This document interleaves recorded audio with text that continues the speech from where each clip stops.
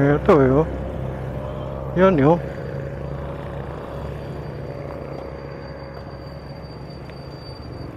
Yun yung pare. Bridge close pa. Yung bridge daw close pa. Ayan oh, ito yun eh. Yung sabi ko sa'yo. May sure. Oo, kasi yung isa kasi pasok pa pala yun sa loob ng kampo. Ito, lagpas ito eh.